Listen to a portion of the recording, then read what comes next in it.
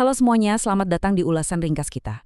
Pernah kepikiran nggak kenapa scrolling media sosial berjam-jam rasanya gampang banget, tapi buat mulai olahraga 15 menit aja susahnya minta ampun. Nah, hari ini kita bakal ngebahas pertarungan epik, bener-bener kayak Daud ngelawan Goliat di era modern ini. Di satu sisi, kita punya para pendidik kesehatan yang mati-matian berusaha menyelamatkan nyawa. Di sisi lain, ada algoritma raksasa yang memang sengaja dirancang buat yang memanjakan kemalasan kita. Siapa yang bakal menang? Mari kita bedah bareng-barang senjatanya. Oke, ini dia briefing taktis kita hari ini buat menangin perang digital ngelawan rentang perhatian yang cuma sependek ikan mas. Kita bakal ngebahas 6 hal. Mitos informasi dan rentang perhatian, formula perilaku Dr. B.J. Fogg, gimana meretas bias kognitif manusia, terus gamifikasi dan siklus dopamin, seni nudging di media sosial, dan terakhir, batasan etika persuasi digital. Yuk, langsung aja kita mulai. Bagian pertama kita, mitos informasi dan rentang perhatian. Jadi gini, para profesional kesehatan itu sering banget nabrak tembok besar di awal karena satu asumsi yang keliru. Mereka mikir, orang-orang ini cuma butuh disodori lebih banyak fakta medis aja, nanti juga berubah. Tapi faktanya nggak gitu. Informasi itu sama sekali nggak sama dengan perubahan perilaku. Coba deh pikirin paradoks dokter yang merokok. Kalau dipikir-pikir, kalau pengetahuan itu otomatis berujung pada tindakan yang benar, pastinya nggak bakal ada dong tenaga medis yang ngerokok kan? Fakta aja tuh, sumpah, nggak cukup buat menggerakkan manusia. Masuk ke bagian 2. Formula perilaku Dr. B.J. Fogg. Terus kalau ngasih informasi dong nggak mempan, kita harus gimana dong? Nah, poin krusialnya ada di formula ini. B sama dengan M, A, P. Ini tuh persamaan matematika yang bener-bener brilian dari Dr. B.J. Fogg dari Stanford University. Formula ini adalah senjata rahasia kita buat memicu tindakan secara sukses, baik di dunia nyata maupun pas kita lagi main sosmed. Mari kita bedah 3 elemen krusialnya. Pertama, M untuk motivation alias motivasi. Ini tuh keinginan audiens buat sehat yang, ya kita tahu lah ya, sering banget naik turun. Kadang semangat, kadang malas. Kedua, A untuk ability atau kemampuan. Artinya, kita harus bikin tindakan sehat itu jadi gampang banget dilakuin. Saking gampangnya sampai kerasa seamless tanpa hambatan sama sekali. Dan yang ketiga, P untuk prompt atau pemicunya. Ibaratnya kayak notifikasi pengingat atau konten yang tiba-tiba lewat aja gitu di timeline mereka. Kita harus benar-benar nyusun ketiga elemen ini secara taktis, biar milih hidup sehat itu jadi opsi otomatis yang paling gampang. Lanjut ke bagian 3, meretas bias kognitif manusia. Oke, di tengah banjir informasi setiap hari, otak kita itu secara alami suka cari jalan pintas atau heuristik buat ngambil keputusan biar nggak capek. Dan tahu nggak, kita bisa banget meretas jalan pintas ini. Coba bayangin angka yang luar biasa gede ini, 5.000. Angka ini ngewakilin kekuatan dari social proof alias bukti sosial. Manusia itu kan pada dasarnya makhluk komunal, suka ikut-ikutan. Taktik digitalnya tuh gini, ngasih tahu kalau, udah ada loh 5.000 ibu di kecamatan ini yang sukses kasih ASI eksklusif. Kalimat kayak gitu efeknya jauh lebih ngena dan persuasif daripada sekedar bacain teori panjang lebar dari buku teks kedokteran. Bukti dari masa itu kuncinya. Nah, selain social proof tadi, kita juga bisa manfaatin bias psikologis lain nih. Pertama, default bias.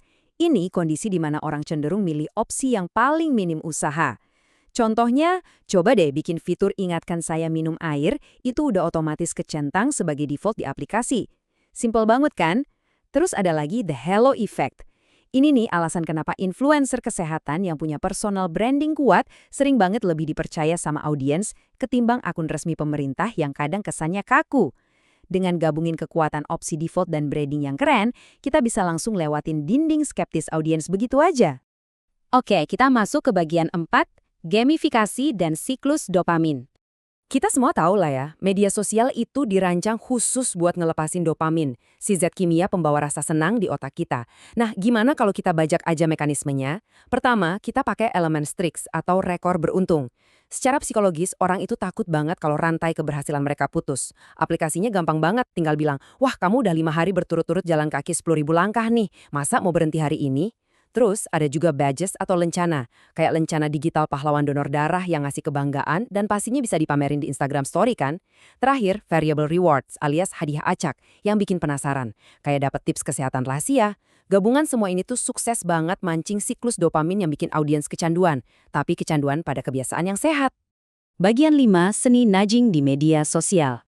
Nudging atau senggolan halus ini adalah seni ngerubah arsitektur pilihan seseorang tanpa harus ngelarang kebiasaan buruk mereka secara frontal. Kita tuh ngarahin, bukan maksa. Sekarang coba perhatiin ini. Tebak, kira-kira ada berapa sendok gula sih di dalam segelas boba yang manis ini? Saya kasih waktu sebentar ya, coba tebak di dalam hati, berapa kira-kira? 5? 10? Nah, sadar nggak? Apa yang baru aja terjadi barusan adalah kita berhasil nembus layar Anda dan memicu proses belajar secara langsung saat itu juga. Bayangin kalau kita cuma nulis caption panjang lebar ngomel-ngomel soal bahaya gula, pasti bosenin banget kan? Sebaliknya, teknik interaktif yang nebak-nebak kayak tadi itu maksa audiens buat ngelakuin active learning. Ini ngebangun keterlibatan kognitif, jadi audiens nggak cuma scroll timeline pasif kayak zombie gitu, tapi mereka dipaksa buat berhenti bentar, mikir, berinteraksi, dan akhirnya mereka bakal ngeproses informasi kesehatan itu dengan jauh lebih mendalam. Dan akhirnya bagian 6, batasan etika persuasi digital. Oke, kita udah bahas banyak banget taktik psikologis yang super powerful. Tapi dengan kekuatan besar ini, datang tanggung jawab moral yang luar biasa berat.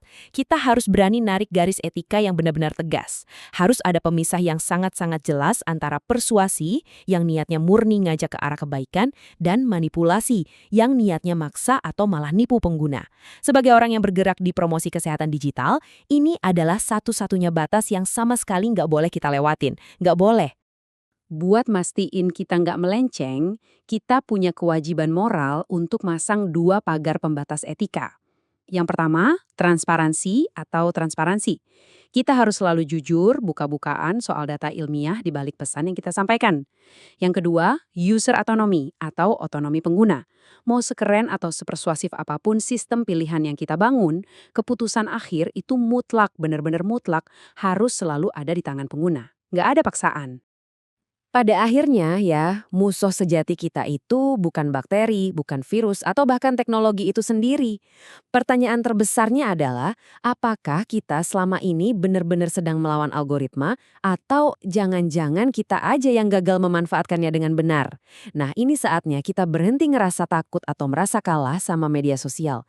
Ini waktunya kita kuasai psikologi digital buat bikin gaya hidup sehat itu jadi pilihan yang paling asik, paling menarik, dan pastinya paling gampang buat semua orang. Terima kasih banyak udah dengerin ulasan ringkas ini. Semoga bermanfaat dan sampai jumpa di pembahasan seru lainnya.